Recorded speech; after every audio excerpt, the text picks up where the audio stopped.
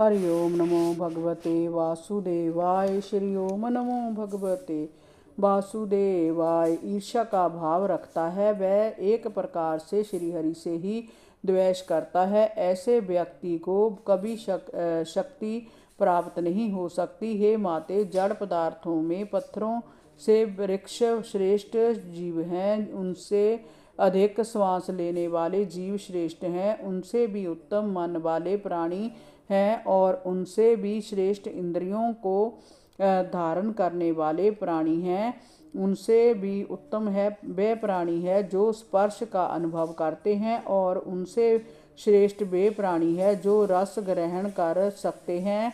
इस ग्रहण करने वाले से उत्तम गंध का अनुभव करने वाले प्राणी हैं, उनसे भी श्रेष्ठ शब्द ग्रहण करने वाले प्राणी हैं, उनसे श्रेष्ठ रूप का अनुभव करने वाले प्राणी हैं, उनसे श्रेष्ठ ऊपर नीचे दांत रखने वाले प्राणी हैं, उनसे श्रेष्ठ चार चरणों वाले पशु और पशुओं से भी श्रेष्ठ दो पांव वाले मनुष्य हैं। मनुष्यों में भी चार वर्ण के अंतर्गत ब्राह्मण श्रेष्ठ हैं। ब्राह्मणों में भी वह ब्राह्मण श्रेष्ठ हैं जो वेदों का ज्ञान रखते हैं। उनसे भी श्रेष्ठ वे हैं जो संशय का निवारण करने वाले हैं, और उनसे भी श्रेष्ठ वे हैं जो आसक्तियों का त्याग करके निष्काम भाव के से आचरण करते हैं। उनसे भी श्रेष्ठ वे हैं जो अपने संपूर्ण कर्म और उनके फल तथा अपने आप को भी श्री हरि को समर्पित कर देते हैं। इस प्रकार इस संसार में चित्त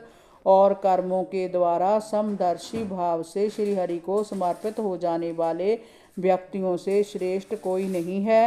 हे माते, इस प्रकार भक्ति योग अथवा अष्टांग योग के द्वारा श्री हरि की साधना करने से जीव परम पुरुष को प्राप्त कर सकता है। भगवान को ही काल कहा गया है।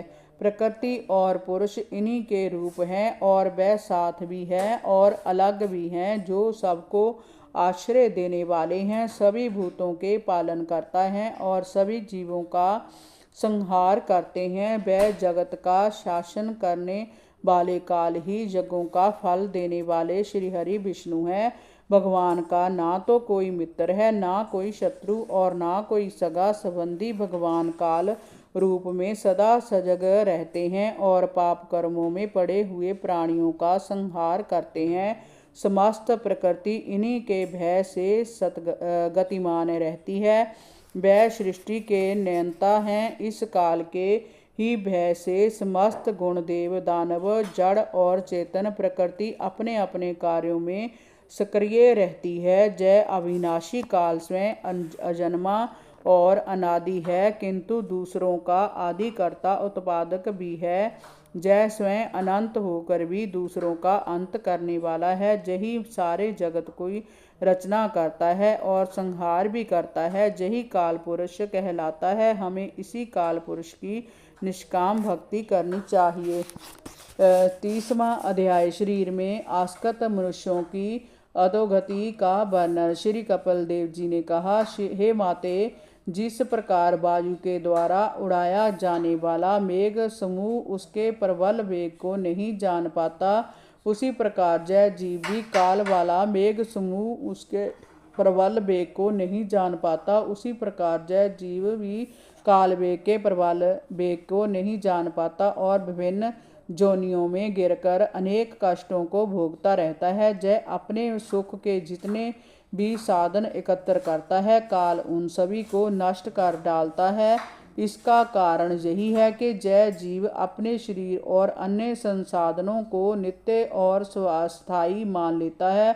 जय जिस जोनि में भी जन्म लेता है, उसी में उसे सुख मिलता है और उसी से इसको मोह हो जाता है। जय उस जोनि को छोड़ना नहीं चाहता। मनुष्य योनि में भी जय अपनी स्त्री पुत्र माता पिता बंधु बांधव के सुख दुख के मोह में उलझा रहता है और विविध पाप कर्मों में फंसा रहता है। जय अपने स्वार्थ के लिए चोरी और हिंसा करने से भी परहेज नहीं करता। क्षणिक सफलता को ही जय सुख मान लेता है और अभावों की स्थिति में भगवान और संसार को अपशब्द कहकर पाप का भागी बनता है। जब जय अपने परिवार का पालन पोषण करने में असमर्थ रहता है तो इसके परिवार के लोग इसे बूढ़ा बैल मानकर इसकी अपेक्षा करने लगते हैं। इस पर भी इसे जीवन में से वैराग्य नहीं होता। भले ही परिवार में असहाय होने के कारण इसकी जिंदगी कुत्ते जैसी क्यों ना हो जाए। इस प्रकार जो मूढ़ पुरुष इंद्रियों को ना जीत कर निरंतर परिवार के पोषण में ही लगा रहता है, वह अनेक प्रकार के दुखों को भोगता हुआ मृत्यु को प्राप्त होता है। जब जमदूत उसके सूक्ष्म शरीर को पकड़कर ले जाते हैं तो मार्ग में उसे अनेक कष्टों को सहते हुए जाना पड़ता है। तरह तरह की यातनाएं उसे दी जाती है। उसे चलने में असमर्थ जानकर अथवा उसे थका हुआ देखकर भी वह उस पर दया नहीं करते, उल्टे उस पर कोड़े बरसाते हैं और उसे बेरहमी से पीटते हैं। जमलोक का मार्ग 99,000 योजन लंबा है। इतने लंबे मार्ग में उसे तरह तरह की नारकीय यातनाओं को देते हुए जमपुरी ले जाया जाता है। सांप बिच्छू उसे डसते हैं, उसे खौलते तेल के कड़ाह में डाला जाता है, उसके शरीर को मांस को गिद्ध और भयानक कुत्ते नोच नोच कर खाते हैं। उसे पर्वत शिखर से कटीले झाड़ झंखाड़ों में गिराया जाता है, उसे विष्ठा और मल आदि खिलाया जाता है। ऐसे कितने ही नारकीय कष्ट स्त्री हो जा पुरुष सभी को भोगने पड़ते हैं। हरि ओम नमो भगवते वासुदेवाय। श्री ओम नमो भगवते वासुदेवाय।